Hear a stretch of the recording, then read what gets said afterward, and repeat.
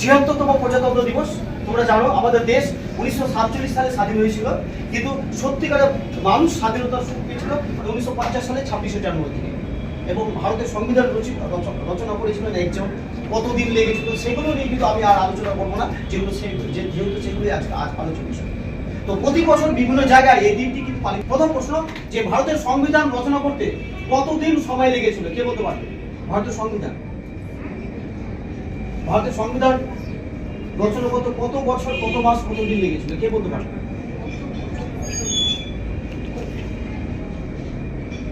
পারবে না?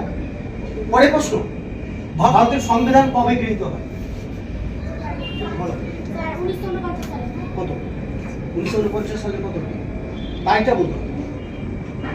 June, July, August, জানুয়ারি, ফেব্রুয়ারি? না, ভুল।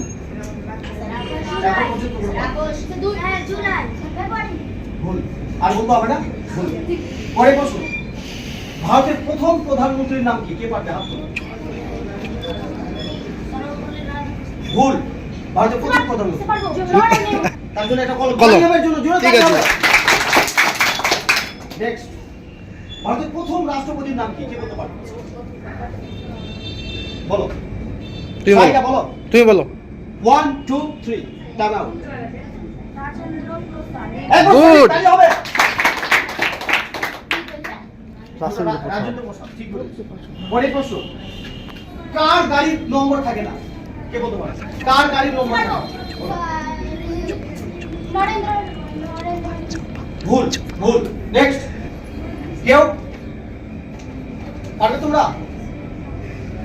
রাজ্যপালের গাড়ির নম্বর থাকে না। তাহলে বলো, আমার জন্য তালি বলো। পরের প্রশ্ন, ভারতের সংবিধান কে রচনা করেন? কে বলতে পারে? ভারতের সংবিধান কে রচনা করেন? ভুল।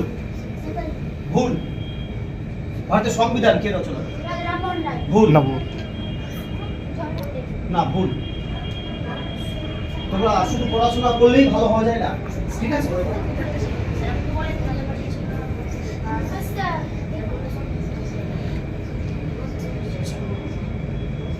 ভারতের আইন অনুযায়ী জাতীয় পতাকা কোন ধরনের কাপড়ে তৈরি হয়? একবার সঠিক তালি হবার জন্য। কি নাম তোমার? সালমা। বাহ, গুড গার্ল, দারুণ। পরের প্রশ্ন,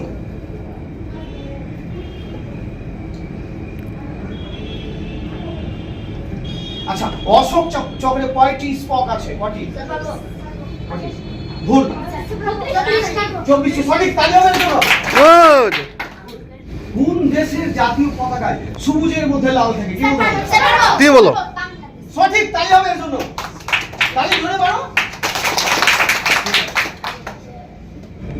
কোন কবির সঙ্গীত দুই দেশের জাতীয় সঙ্গীত? সঠিক তালি হবে এর জন্য। কোন মনীষীর জন্মদিন শিশু দিবস হিসেবে পালিত হয়?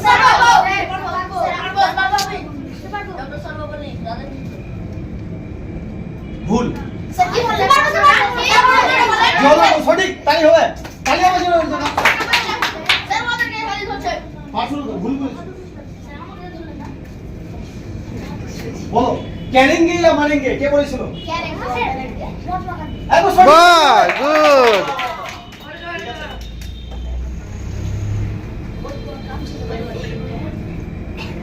ইনকলাব কথাটি কার? সঠিক তালি হবে এর জন্য।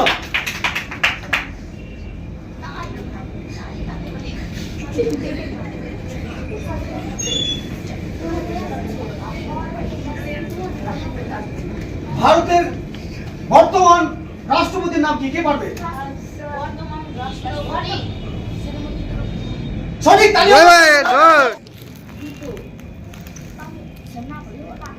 না, পারবে। ওরা পাবে না, ঠিক আছে?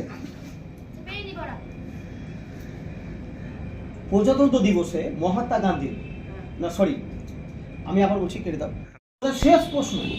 তোমাদের শেষ প্রশ্ন, প্রজাতন্ত্র দিবসে রাষ্ট্রপতি যে ঘোড়া, মানে যে ঘোড়া গাড়িতে চাপে, সেই ঘোড়া গাড়িতে কটি ঘোড়া টানায়?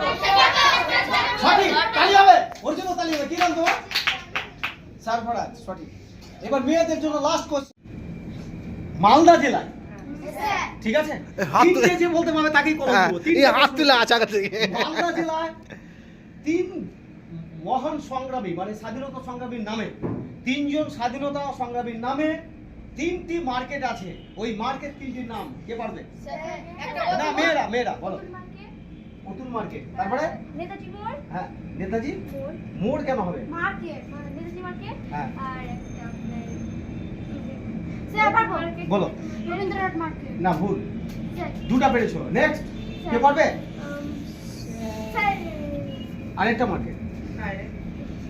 মালদায় 3 মহান স্বাধীনতা সংগ্রামী 3 বিপ্লবীর নামে 3টি মার্কেট আছে। অতুল মার্কেট, অতুল মার্কেট, একটা হলো অতুল চন্দ্র, একটা হচ্ছে স্বাধীনতা সংগ্রামী, আর কে? মহাত্মা গান্ধী, না না, মহাত্মা গান্ধী স্যার দিয়ে না। রবীন্দ্র স্ট্যাচু, না, ভুল। তাহলে পারলে না, আমি বলে দিই তাহলে। বলো বলো। একটা হচ্ছে অতুল মার্কেট, অতুল চন্দ্রের নামে। নেতাজি সুভাষচন্দ্র নামে নেতাজি সুভাষ মার্কেট, নেতাজি মার্কেট, হুম। এবং দেশবন্ধু চিত্তরঞ্জন চিত্তরঞ্জন মার্কেট। DCR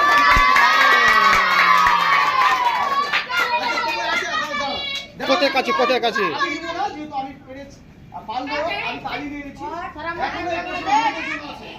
কলমটা। স্যার আমাদের দিকে আসবেন না, ওরা পারেন না। স্যার এই যে ধরো। স্যার ওরা পারে।